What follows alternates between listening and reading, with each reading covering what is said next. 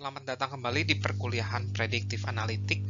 Kita masuk ke bahan kuliah kita yang terakhir, yaitu tentang Principal Component Analysis, atau sering sekali disebut juga dengan ini, PCA. Nah, jadi kita mulai dengan tujuan dari PCA itu apa. Jadi misalkan kita punya sejumlah data dengan P feature, ya lagi-lagi Principal Component Analysis itu adalah sebuah tergabung dalam metode unsupervised learning ya. Jadi nggak ada labelnya atau nggak ada nilai y-nya, itu nggak ada ya. Jadi cuma ada nilai x-nya doang atau feature-featurenya aja. Nah, jadi di sini dianggap misalkan kita punya n buah data ya, n buah observasi dengan p features. Nah, biasanya untuk PCA itu kita bayanginnya itu p-nya itu cukup besar ya. Jadi p-nya di sini tuh di atas 10 lah biasanya ya, supaya principal component analysisnya benar-benar kepake gitu. Nah, jadi di data pertama kita punya P features dilambangkan dengan ini X11, X12 dan seterusnya sampai X1P. Kemudian X2, ini data kedua nih ya, ada P features sampai ke data ke N ya. Nah, kemudian saya biasanya menyingkat ya. Jadi data pertama itu saya akan singkat dengan X1 ya. Ya, data kedua saya akan singkat dengan X2 dan seterusnya sampai data ke N ya. Dan ini adalah vektor ya. Jadi walaupun ini vektor, namun saya tidak akan menggunakan bar ya. Karena nanti saya akan menggunakan X bar untuk rata-rata soalnya. Jadi makanya saya nggak pakai bar di atasnya. Nah, tujuan dari PCA ini tuh ini. Apakah mungkin kita bisa memproyeksikan data-data tersebut ke suatu subruang yang berdimensi D ya. D yang kurang dari P gitu ya, jauh lebih kurang dari P, namun dengan mempertahankan sebanyak mungkin informasi yang ada gitu. Jadi rencananya kita ingin mereduce feature-feature kita gitu. Jadi kalau tadinya kita ada 15 features, mungkin kita reduce menjadi 5 feature seperti itu. Nah, jadi si P-nya itu ada 15, sementara D-nya itu 5 ya. Nah, namun kita nge-reduce-nya nggak bisa sembarangan. Kita ingin nge-reduce-nya itu dengan mempertahankan sebanyak mungkin informasi yang dimiliki dari setiap data tersebut. Nah, itulah tujuan dari PCA. Nah, kita masuk ke dasar teorinya. Dasar teori dari PCA itu adalah aljabar linier dan juga sedikit pengetahuan tentang statistik, ekspektasi, kovariansi dan seterusnya. Nah, misalkan kita punya X itu adalah random vector. Jadi X itu adalah vektor-vektor random vector yang berukuran ya. Ukuran P kali 1 ya. Jadi X itu adalah isinya itu adalah ini. X1. Nah, X di sini skalar ya, bukan vektor di sini. Karena ini adalah komponen dari si vektor X ini nih ya. XP gitu ya. Nah, jadi masing-masing X1, X2 sampai XP itu adalah random variable ya. Nah, kemudian kita bisa mendefinisikan min dari si X ya. Karena X-nya itu adalah random variable vektor, maka mu-nya juga vektor juga ya. Jadi mu-nya itu adalah mu1, mu2 dan seterusnya sampai mu-p, di mana si mu1 itu adalah ekspektasi dari si X1, mu2 itu adalah ekspektasi dari si X2 dan seterusnya sampai mu-p. Ekspektasi dari XP. Nah, atau ini juga sering disingkat dengan ini, ekspektasi dari X. Vektor X ya. Jadi ini tuh sama ya. Ini dengan ini tuh sama. Dan yang terakhir, kita bisa mendefinisikan apa yang disebut dengan matriks kovariansi dari random vector X ya. Jadi matriks kovariansi ini akan berukuran P kali P. Ya. Isinya itu adalah ini ya. Variansi dari X1 dengan X1 ya. Jadi variansi dari X1 dengan kata lain ya. Variansi dari X1 dengan X2 dan seterusnya ya sampai ini. Ini variansi dari X2 dengan X1, kovariansi dari X2 dengan X1, variansi dari X2 lah ya. Dan seterusnya ya. Dan begitu pula dengan ini ya. P1 kuadrat P2 kuadrat dan seterusnya sampai sigma PP kuadrat. Ya. Nah, ini bisa kita lambangkan dengan ini sigma ya, matriks sigma. Nah, matriks sigma itu bisa dihitung dengan cara ini ya. Itu adalah ekspektasi dari ini ya. X dikurangin ekspektasi dari X ya.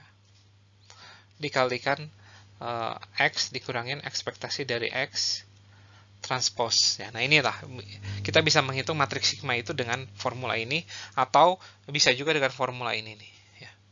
Jadi X dikalikan X transpose dikurangin ekspektasi X dikalikan ekspektasi dari X transpose. Nah, jika Anda hitung ini tuh adalah benar, ini adalah matriks berukuran P kali P ya. Jadi ini kan ukurannya P kali 1, sementara ekspektasi X transpose kan ukurannya 1 kali P. Maka ini kali ini tuh hasilnya adalah matriks berukuran P kali P. Begitu pula dengan ini. Ya, itu adalah matriks berukuran P kali P. Nah, jadi bisa pakai cara ini dan bisa pakai cara ini ya, sama aja ngitungnya. Nah, itu sebuah latihan yang cukup mudah ya untuk membuktikan bahwa benar adalah 1 itu sama dengan 2. Itu sebuah latihan yang cukup mudah juga.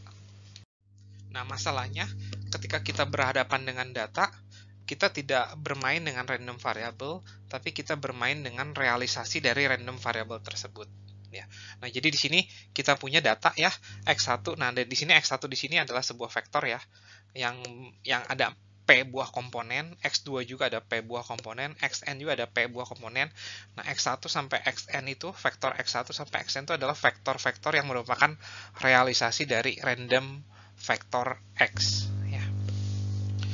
Nah, untuk itu kita bisa melakukan estimasi dari mu ya, estimasi dari min dari X gitu ya, yaitu estimasinya adalah, jadi kalau estimasi tandanya seperti ini ya, namanya empirical mean ya.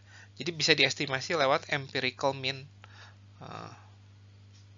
Empirical mean-nya itu adalah, rumusnya adalah ini ya, 1 per N sigma I dari 1 sampai N, ya jumlahin aja semua ya, XI ini ya. Nah, jadi atau dengan kata lain, 1 per N, ya kita jumlahin semua nih. Ya, X11, X12, ini data pertama ya. Data pertama semua feature-nya saya jumlahin dengan data kedua X2N ya, ditambah dan seterusnya sampai data ke N ya. Oh, ini harusnya P ya, sorry, harusnya P. Kan ada P features ya. Berarti N1, Xn2 dan seterusnya sampai XNP, sampai features ke P. Nah, ini kita jumlahkan. Nah, kita akan mendapatkan empirical mean dari ini. Nah, dilambangkan dengan ini ya. Jadi empirical mean-nya itu dilambangkan dengan X bar. Nah, jadi si X bar ini seolah-olah mengestimasi si mu. Nah, begitu pula dengan kovariansi dari X, kita bisa estimasi dengan empirical covariance ya. X ya. Nah, dilambangkan ini, lambangkannya dengan S ya. Formulanya adalah S adalah 1 per N sigma ya, penjumlahan ya, dari 1 sampai N ini ya, XI dikurangin X barnya dari sini nih, X bar yang ini, dikalikan XI dikurangin X bar transpose ya. Nah, ini adalah formulanya, atau ya, atau bisa juga pakai formula ini, sama aja. I sama dengan 1 sampai N XI dikali XI transpose ya, dikurangin X bar dikali X bar transpose. Nah, ini juga merupakan latihan yang cukup mudah membuktikan bahwa kedua ekspresi ini tuh adalah hal yang sama ya. Nah, empirical covariance karena merupakan estimasi dari kovarian X, maka ukurannya juga adalah P kali P ya. Sama seperti covariance dari X ya, sama seperti sigma ya. Sigma kan ukurannya juga P kali P, S juga ukurannya P kali P. Nah, di sini kalau kamu mau coba lihat, kalau kita coba lihat, nah ini kan XI kan ukurannya adalah P kali 1 ya. Nah, ini dikali 1 kali P, maka ukurannya benar adalah P kali P. Nah, semoga cukup jelas ya bagaimana menghitung empirical mean dari data dan empirical covariance dari data. Selanjutnya saya akan menurunkan notasi alternatif untuk menghitung empirical mean dan empirical covariance. Ya. Nah, namun sebelumnya, sebelum saya menurunkan notasi alternatif tersebut, saya ingin menurunkan apa yang disebut dengan matriks data ya. Jadi saya lambangkan dengan ini capital X ya. Jadi capital X itu adalah matriks yang berisikan data-data ya. Jadi kolomnya itu adalah jumlah datanya, barisnya itu adalah jumlah datanya, kolomnya itu adalah features-nya. Oleh karena itu, ini tuh adalah X1 transpose ya. Dan seterusnya sampai Xn transpose ya. Jadi ukuran dari matriks X ini tuh adalah N kali P ya. Karena ada N buah data dan P buah features. Nah, ini adalah matriks data. Nah, kita akan jadi itu notasi sebelumnya untuk menghitung empirical means itu adalah ini ya, dengan menggunakan sigma ya. I dari 1 sampai N dari XI gitu. Nah, di sini kita ingin menghilangkan sigma ini ya. Jadi si sigma ini kita nggak mau pakai notasi sigma. Nah, kita akan memanfaatkan sifat dari matriks. Nah, saya akan mendefinisikan X transpose. Nah, X transpose, matriks X transpose itu adalah menjadi seperti ini ya. X1. Tadinya kan dia vektor baris, jadi sekarang menjadi vektor kolom. Jadi setiap data itu menjadi vektor kolom. Nah, ini adalah capital X transpose. Nah, kita kalikan capital X transpose tersebut ya, atau sebelumnya saya definisikan sebuah matriks, sebuah vektor U ya, yang isinya tuh satu-satu semua. Nah, totalnya ada N baris ya. Nah, sekarang saya akan coba kalikan ya. X transpose saya kalikan dengan U ya. Nah, ini hasilnya apa?